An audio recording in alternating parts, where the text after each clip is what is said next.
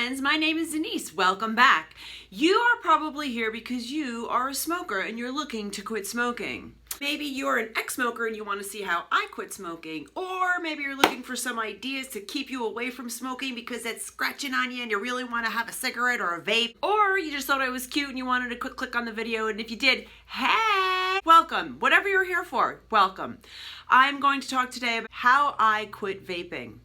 So let's get down to it. If you're a vapor, if you're a smoker, good news, I did both. I can help you out. So I started smoking when I was probably about 12 years old, maybe even 11. I do remember the first couple of times smoking cigarettes, not liking it at all. I did not like how it tasted. I did not like how it made me feel. I did not like how it hurt my throat. It burned my nose. But here's the crazy thing about when I first started to smoke, and kind of was like along the lines of the way I felt when I first started drinking coffee, like this stuff sucks, but I am gonna push through it and I am going to be a smoker. And a coffee drinker, might I add. And my friends were doing it. It was cool, it was hip, it was in, it was acceptable. When I was younger, I was even able to get cigarettes on my own. So I remember walking down the street with a pocket full of quarters, and I wasn't headed to the arcade. I was actually headed to the golf course so that I could go and load my quarters into the vending machine to get my Marlboro Lights. I might have even been smoking Marlboro Reds at the time. Either way, I was able to get my own cigarettes. Through my teenage years, I kept smoking. Became a habit, clearly. In my 20s, I got a job in Manhattan. And I remember being able to smoke at my desk. Are you kidding me? I can smoke at my desk? I don't even care how much you're gonna pay me. Just get me an ashtray and a phone, tick, tick, tick, tick, and I'll just, you know what I mean? Like, I thought that was the greatest thing. I remember calling my friends at my old job being like, guess what? I work in Manhattan. I have my own desk and I got an ashtray. And then in my late 20s, early 30s, I ended up getting married, and the man that I married smoked too. Score! Into my 30s, I kept smoking. That is when smoking started to become shameful. We started to become educated how horrible smoking is for us, what cigarettes are going to do for us. The price of cigarettes went absolutely through the roof. Now, when I was working in the city, a pack of cigarettes went from $10 to $12 to $15. It was expensive. And I remember even thinking to myself, I think I need a second job so that I can support my smoking habit. The other thing is like trying to grab a cigarette from anybody. That's like, are you kidding me? Do you know how much these things cost? That's like $1 right there. You know, when that shame thing kicked in about the society and knowing that we shouldn't be smoking, and you know, people kind of looking at you like, you know that's gonna kill you, don't you? I really didn't care. So into my 40s, then we started to feel like this is really taking a hit on the budget. So one day, all the electronic cigarettes came out. What a fabulous thing that was. So I decided I'm going to pick up an electronic cigarette. First of all, because I had children and I hated going outside to smoke cigarettes. They didn't know mommy smoked. I mean, you stink when you smoke a cigarette, but I don't know, I thought I was fooling them somehow. The other thing is that I hated going outside. I felt like I was missing out on a lot of my kids' time. Yeah, I wanted to give it a try. I had an electronic cigarette. I started to smoke it. And like I said before, my husband is a smoker too. So there was a time where he kind of looked over and he was like, what are you smoking over there? What do you got? Like, I wasn't smoking cigarettes anymore. I had this little stupid stick that I was sucking on and blowing smoke out of my mouth. So he was intrigued. So there was one night then we were actually at a bar and we were waiting for friends, and my husband didn't want to go outside to smoke a cigarette and leave me at the bar. I mean, why would he? But anyway, he tried my e-cig. He actually liked it. He's like, oh, I think I can deal with this. We made a decision that we're going to go from regular cigarettes to smoking e-cigarettes because we're going to get healthy. So now I'm going to be real honest with you. It wasn't freaking easy. This partly is because the cigarette companies are actually allowed to dip our cigarettes into chemicals. As a matter of fact, do some research. There are like 1,000+ chemicals that they dip these cigarettes into. So me and my husband got each other the whole blue contraption. Like, we had our batteries, our cartridges, our chargers, all this stuff. And it was a blue Christmas. That on New Year's Eve, the following week, we went to our friend's house, and my girlfriend was actually out on her back porch smoking a cigarette. I'm like, you know what? I want to go have a freaking cigarette with her. It's New Year's Eve, whatever. So I went and I had a cigarette with her. No sooner did I put that one cigarette out, I wanted another one. Like immediately.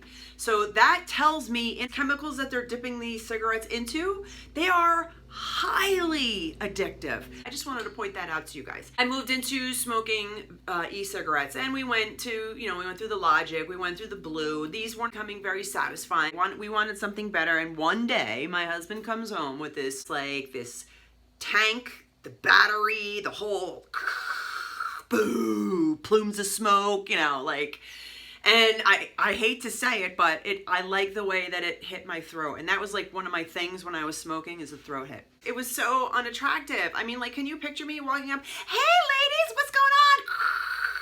Boo. What's going on with the soccer game, huh? Are we winning? Come on. I don't know. It was unattractive for me. That's how I felt. I felt like I looked stupid. It's obnoxious. Anyway, so moving forward, my father got sick. From the time he found out he was sick, diagnosed, through hospitalization to death was 1 month. It sucked. It was horrible. He had cancer. He had cancer in his lungs. He had cancer in his pancreas. And it looked like what he was going through was really freaking painful. And it's a horrible experience to watch someone that you love that much die. And I would like to say that was what made me quit smoking. I can't. That wasn't it. See, here's the crazy thing, is that I knew in my head, I knew in my heart, I should not be smoking, but I continued on. So the mind, the heart, it just has a real funny way of working, because I knew in my heart, I knew in my mind that I was not supposed to be smoking. Still didn't put the stinking thing down. Maybe it was a justification. I'm only vaping. It's not going to do anything for me. You know what? I mean, it's not going to harm me. What started to happen was I started to get panic attacks. Now, I teach hot yogas, and I started to get these panic attacks when I was teaching. Now, this is something that I absolutely love to do. It is my jam. I love yoga. And as I started to teach classes, I started to get panic attacks. It sucked. I did not want to experience this. Then I would be taking a class and I would start to experience I had to walk out of the room. And then I realized this is because I am continually smoking and my body's telling me not to, and I'm doing it anyway. I'd like to say that I had to set a date and I quit on that date. And you know what? You as a smoker know too. It's bullshit. It's null and void. Oh yeah, this date, or when I finish this pack, or when I fit these cartridges, or when I'm done with this thing of nicotine, or, there's always this date. Forget the date. The first thing that I needed is to have a desire to quit. I remember going to the Mad Russian. There's this guy in Boston. And this guy is, he does this thing and he's waving his hands around and he's talking to you and he's doing all these things. What he was doing was hypnotizing me. Me and two other my girlfriends walked out of there. I ended up quitting, but I found out that I was pregnant. So, although after I gave birth, I started smoking again. But the other two girls that I was with didn't quit smoking because they thought that there was going to be a magic fix. It was like a pill. You're going to take a pill and you're no longer going to want to smoke. It doesn't exist. It just doesn't exist. And if you don't battle the will, you're not going to be able to quit smoking. A part of the problem with us is that every time something like a catastrophe happens or something bad happens or you're stressed out, cigarettes, vaping, smoking is what you lean on. And it's continually cementing in your mind, this is what I need to get through it. This is my coping mechanism. This is the skill that I'm using to get me through this horrible experience. I think it's a disservice to ourselves when we continually do that and not find another coping mechanism or another way to figure out or deal with a problem instead of putting our hands to our mouth and smoking. Anyway, so you need a desire to quit. One morning I woke up on a day just like any other day. I was vaping. Now every smoker knows that the first cigarette of the day or the first vape of the day is the best inhale of the day. And as the day wears on, it kind of gets like bleh. By about 2 to 3 hours into my day, something came over me and I was like, you know what? This. So I took my vape, I brought it over to my counter and I put it back into the cabinet and I slammed the door shut. You know why? because I got pissed off. I was so freaking pissed off.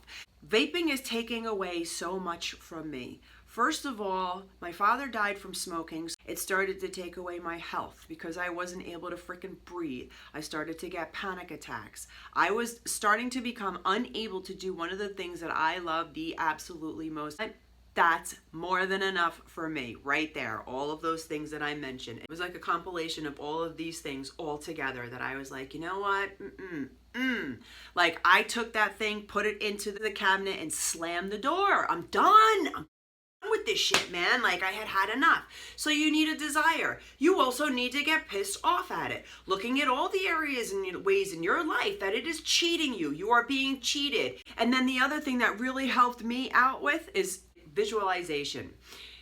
Visualization is a fabulous strategy, a wonderful tool to use. So what I kept thinking and picturing in my mind was me taking my vape and smashing it on the ground. If you're a cigarette smoker, picture yourself taking your cancer sticks and breaking them in half or throwing them on the ground and stomping all over them. Get mad at habit. After all of this wore off, after I was all not pissed off anymore, like you have to do a whole new year of firsts. So in the summer, it was kind of like, I don't know what to do with myself. I wish I had that vape. So it was like creating new habits. But here's another thing that I want to help you out with. That's something that helped me out with tremendously. I learned this in teacher training. And the exercise is called Change Your State. So what does that mean? That means, so I'm sitting in my backyard and I'm feeling like I don't know what to do with myself. Here's what I need to do. Punch! Or ah! Or